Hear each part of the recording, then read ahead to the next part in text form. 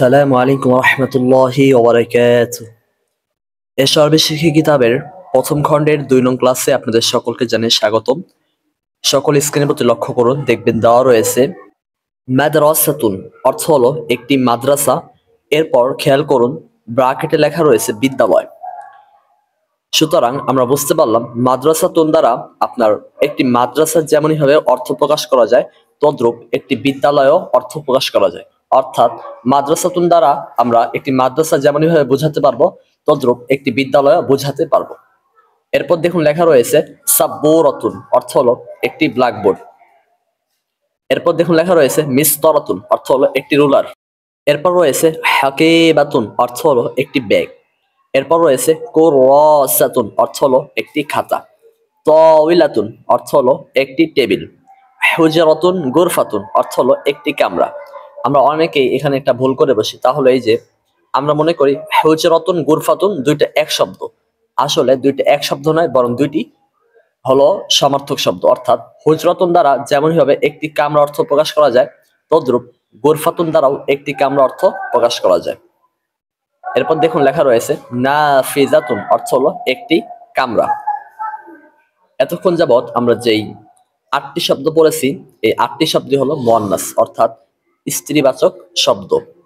এগুলো যে স্ত্রীবাচক শব্দ, এটা আমরা বুঝতে পেরেছি প্রত্যেকটি শব্দের শেষে গলতা রয়েছে। সুতরাং এতক্ষণের আলোচনা থেকে আমরা 2টি কথা শিখতে পারলাম। মাদ্রাসাতুন থেকে শুরু করে নাফিজাতুন পর্যন্ত যতগুলো শব্দ রয়েছে, প্রত্যেকটি শব্দই মুয়ান্নাস। এই শব্দগুলো যে মুয়ান্নাস, এর আলামত হলো শব্দের শেষে গলতা রয়েছে। আশা করি আপনারা আমার কথাগুলো বুঝতে পেরেছেন। এখন আমরা জানবো এই 8টি শব্দ আমরা কিভাবে মুখস্থ করব। প্রথমে আমরা কয়েকবার এভাবে পড়ে নিব যে মাদ্রাসাতুন অর্থ হলো একটি মাদ্রাসা, মাদ্রাসাতুন একটি মাদ্রাসা, মাদ্রাসাতুন একটি মাদ্রাসা বিদ্যালয়, মাদ্রাসাতুন একটি মাদ্রাসা বিদ্যালয়। এরকম পড়তে পারলে ভালো। আর যদি এরকম কষ্ট হয় তাহলে পড়বেন এরকম মাদ্রাসাতুন একটি মাদ্রাসা, মাদ্রাসাতুন একটি মাদ্রাসা। যখন একটি মাদ্রাসা কয়েকবার আয়ত্তে চলে আসবে, তখন আপনি পড়বেন মাদ্রাসাতুন একটি বিদ্যালয়। তবে আমি মনে করি এরকম পড়ার থেকে একেবারে এরকম পড়বেন যে মাদ্রাসাতুন একটি মাদ্রাসা বিদ্যালয়, মাদ্রাসাতুন একটি মাদ্রাসা বিদ্যালয়, মাদ্রাসাতুন একটি মাদ্রাসা বিদ্যালয়, মাদ্রাসাতুন একটি মাদ্রাসা বিদ্যালয়। এরপর যখন আপনার আরবি থেকে বাংলা হয়ে যাবে, মানে আরবি বললে আপনি বাংলা বলতে পারবেন, তখন আপনি এরকম পড়বেন একটি মাদ্রাসা বিদ্যালয়, মাদ্রাসাতুন একটি মাদ্রাসা বিদ্যালয়, মাদ্রাসাতুন একটি মাদ্রাসা বিদ্যালয়, মাদ্রাসাতুন একটি মাদ্রাসা বিদ্যালয়, মাদ্রাসাতুন। এরকম ভাবে আপনি প্রত্যেকটি শব্দই পড়তে থাকবেন। যখন আপনার 2টি শব্দ শিখে হয়ে যাবে, তখন এই 2টি শব্দ নিয়ে কয়েকবার চর্চা করবেন। যখন আপনার 2টি শব্দ আয়ত্তে চলে আসবে, তখন আপনি এভাবে প্র্যাকটিস করবেন।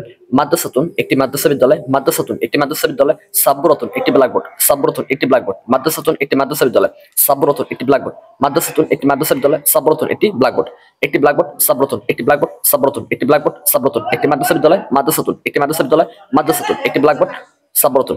এভাবে তামরিন করবেন 2টি শব্দ করে। এভাবে আপনি 8টি শব্দ যখন তামরিনে চলে আসবে, অর্থাৎ মুখে চলে আসবে, তখন আপনি সামনে অগ্রসর হবেন। এরপর দেখুন লেখা রয়েছে হাজিহি মাদ্রাসাতুন, অর্থ হলো ইহা একটি মাদ্রাসা। এরপর রয়েছে তিলকা সাব্বুরাতুন, অর্থ হলো উহা একটি ব্ল্যাকবোর্ড। হাজি হুজরাতুন, অর্থ হলো ইহা একটি কামরা। তিলকা হাকিবাতুন, অর্থ হলো উহা একটি ব্যাগ। হাজিহি কুরাসাতুন, অর্থ হলো ইহা একটি খাতা। এরপর রয়েছে তিলকা তাওইলাতুন, অর্থ হলো উহা একটি টেবিল। এরপর রয়েছে হাজিহি মিসতারাতুন, অর্থ হলো ইহা একটি রুলার। হাজিহি সাব্বুরাতুন, অর্থ হলো ইহা একটি ব্ল্যাকবোর্ড। এরপর রয়েছে তিলকা নাফিজাতুন, অর্থ হলো উহা একটি জানালা। এরপর রয়েছে হাজিহি তাওইলাতুন, অর্থ হলো ইহা একটি টেবিল। এরপর দেখুন লেখা রয়েছে তিলকা মিসতারাতুন, অর্থ হলো উহা একটি রুলার। এরপর রয়েছে তিলকা কুরাসাতুন, অর্থ হলো উহা একটি খাতা। এরপর রয়েছে হাজিহি হাকিবাতুন, অর্থ হলো ইহা একটি ব্যাগ। আপনারা আশা করি একটা বিষয় খুবই খেয়াল করেছেন, তা হলো মাদ্রাসাতুনের সাথে হাজিহি লেগেছে, সাব্বরাতুনের সাথে তিলকা লেগেছে। অর্থাৎ কোথাও হাজিহি, কোথাও তিলকা ব্যবহার হয়েছে। এগুলো কেন ব্যবহার হয়েছে এবং কেন হাজা জালিকা ব্যবহার হয়নি, এখন আমরা এটা নিয়ে আলোচনা করব। দেখুন মাদ্রাসাতুন এটি একটি মুয়ান্নাস শব্দ, এবং এটা যেহেতু নিকটে, এ কারণে ইসমে ইশারা এসেছে হাজিহি। এখন আমরা জানবো ইসমে ইশারা কাকে বলে। ইসমে ইশারা বলা হয় যে শব্দ দ্বারা অন্য শব্দের দিকে ইশারা করা হয়, তাকে ইসমে ইশারা বলা হয়। অর্থাৎ যার মাধ্যমে ইশারা করা হয় তাকে ইসমে ইশারা বলা হয়। আর যে শব্দের দিকে ইশারা করা হয় তাকে বলা হয় মুশারুন ইলাইহি। হাজিহি এটা হলো ইসমে ইশারা, কেননা এর দ্বারা মাদ্রাসাতুনের দিকে ইশারা করা হয়েছে। আর মাদ্রাসাতুন হলো মুশারুন ইলাইহি। কারণ মাদ্রাসার দিকে ইশারা করা হয়েছে। যার দিকে ইশারা করা হয় তাকে বলা হয় মুশারুন ইলাইহি, আর যে শব্দ দ্বারা ইশারা করা হয় তাকে বলা হয় ইসমে ইশারা। আরেকটু সহজে এভাবে মনে রাখতে পারেন যে ইসমে ইশারার পরবর্তী শব্দকে মুশারুন ইলাইহি বলে। দেখুন তিলকা সাব্বুরাতুন, এখানে সাব্বুরাতুন শব্দটি হলো মুয়ান্নাস এবং এটা যেহেতু দূরে রয়েছে এ কারণে এখানে তিলকা এসেছে। কেননা আমরা জানি নিকটবর্তী মুয়ান্নাস শব্দের ক্ষেত্রে ইসমুল ইশারা হিসেবে আসে হাজি, আর দূরবর্তী মুয়ান্নাসের ক্ষেত্রে ইসমুল ইশারা হিসেবে আসে তিলকা। এখানে যেহেতু ব্ল্যাকবোর্ডটি দূরে রয়েছে এবং এটি যেহেতু মুয়ান্নাস শব্দ তাই এখানে তিলকা ব্যবহৃত হয়েছে।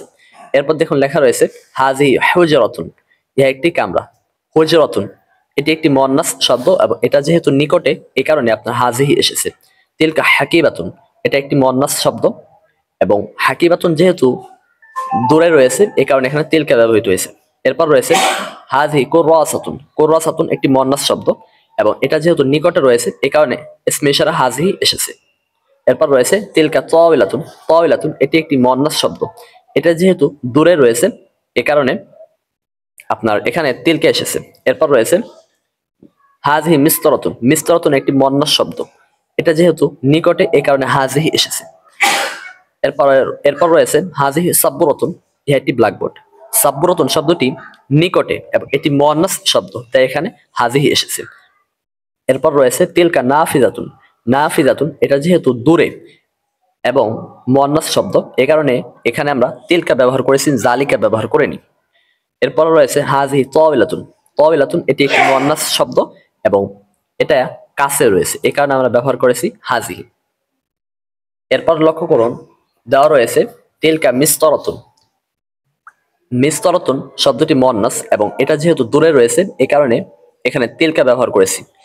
এরপর রয়েছে কুররাসাতুন, কুররাসাতুন শব্দটি হলো মুয়ান্নাস এবং এটা যেহেতু দূরে রয়েছে এই কারণে এখানে তিলকা ব্যবহার করা হয়েছে। এরপর রয়েছে হাজিহি হাকিবাতুন, হাকিবাতুন শব্দটি মুয়ান্নাস এবং এটা যেহেতু কাছে রয়েছে তাই এখানে হাজিহি শব্দটি ব্যবহার হয়েছে। অর্থাৎ আমরা এতক্ষণে আলোচনা থেকে এটা বুঝতে পারলাম নিকটবর্তী মুয়ান্নাসের ক্ষেত্রে ইসমুল ইশারা আসে হাজিহি, আর দূরবর্তী মুয়ান্নাস শব্দের ক্ষেত্রে ইসমুল ইশারা আসে তিলকা। এই দুইটা নিয়ম মনে রাখবেন। নিকটবর্তী মুয়ান্নাস শব্দের ক্ষেত্রে ইসমুল ইশারা আসে হাজিহি, আর দূরবর্তী মুয়ান্নাস শব্দের ক্ষেত্রে ইসমুল ইশারা আসে তিলকা। আর হাজা জালিকা ব্যবহার হয় কোথায় সেটা তো আমরা পূর্বের ভিডিওতে বলেছিলাম, তারপর আপনাদের সুবিধার্থে আরো একবার বলে দিচ্ছি। হাজা এটা নিকটবর্তী মুজাক্কার শব্দের ক্ষেত্রে ব্যবহার হয়, আর জালিকা এটা দূরবর্তী মুজাক্কার শব্দের ক্ষেত্রে ব্যবহার হয়। তাহলে আজকের পাঠ থেকে আমরা যা যা শিখতে পারলাম তা হলো আমরা মোট 8টি শব্দ শিখতে পেরেছি এবং কোন শব্দগুলো মুয়ান্নাস তাও আমরা জানতে পেরেছি এবং মুয়ান্নাস শব্দ চেনার উপায় কি তাও আমরা জানতে পেরেছি। এরপর আমরা নিকটবর্তী ইসমুল ইশারা হিসেবে হাজিহি আসবে নাকি তিলকা আসবে এটাও জানতে পেরেছি। এরপর দূরবর্তী ইসমুল ইশারা হিসাবে জালিকা আসবে নাকি তিলকা আসবে সেটা আমরা বুঝতে পেরেছি। সর্বশেষ আমরা জানতে পেরেছিলাম যে মুজাক্কার এবং মুয়ান্নাস কাকে বলে, অর্থাৎ পূর্বের ভিডিওতে মুজাক্কার সম্পর্কে কিছু আলোচনা করেছিলাম, সেই আলোচনাটা এখানে একটু সংক্ষিপ্ত আকারে করেছি এবং আজকে ভিডিওটির মাধ্যমে আমরা ইসমুল ইশারা এবং মুশারুন ইলাইহির তারিফও জানতে পেরেছি, অর্থাৎ পরিচয় জানতে পেরেছি। আজকের এই ভিডিওর মধ্যে যে সমস্ত বিষয় আমাদেরকে মাস্ট মনে রাখতে হবে তা হলো মুজাক্কার মুয়ান্নাস কাকে বলে, অর্থাৎ মুয়ান্নাস বলা হয় যে শব্দের শেষে গোলতা হয়, এটা হলো মুয়ান্নাসের আলামত। আবার এটাকেই অনেকে সংজ্ঞা বলে থাকেন। আমরা বলবো মুয়ান্নাস মানে হলো স্ত্রীবাচক শব্দ, মুয়ান্নাসের আলামত হলো শব্দের শেষে গোলতা হওয়া, আর মুজাক্কার অর্থ হলো পুরুষবাচক শব্দ, মুজাক্কার আলামত হলো শব্দের শেষে গোলতা না থাকা। মুয়ান্নাসের ক্ষেত্রে হলো থাকা আর মুজাক্কারের ক্ষেত্রে হলো না থাকা। যে শব্দ দ্বারা ইশারা করা হয় তাকে বলা হয় ইসমুল ইশারা, আর যার দিকে ইশারা করা হয় তাকে বলা হয় মুশারুন ইলাইহি, অথবা মুশারুন ইলাইহির সঙ্গে আমরা এভাবে বলতে পারি যে ইসমুল ইশারার পরবর্তী শব্দটি হলো মুশারুন ইলাইহি। নিকটবর্তী ইসমুল ইশারা হিসেবে মুয়ান্নাসের ক্ষেত্রে ব্যবহৃত হবে হাজিহি, আর দূরবর্তী ইসমুল ইশারা মুয়ান্নাসের ক্ষেত্রে ব্যবহৃত হবে তিলকা। আশা করি আপনারা আমার কথাগুলো বুঝতে পেরেছেন। এরপরও যদি আজকে ক্লাস সম্পর্কিত কোনো প্রশ্ন আপনাদের মনে থেকে যায় তাহলে অবশ্যই আপনারা তা আমাদেরকে কমেন্টে জানাবেন। আমি ইনশাআল্লাহ আপনাদের প্রশ্নের উত্তর দেওয়ার যথাযথ চেষ্টা করব। আজকের মতো বিদায় নিচ্ছি, সকলে ভালো থাকবেন। আসসালামু আলাইকুম ওয়া রাহমাতুল্লাহি ওয়া বারাকাতুহু।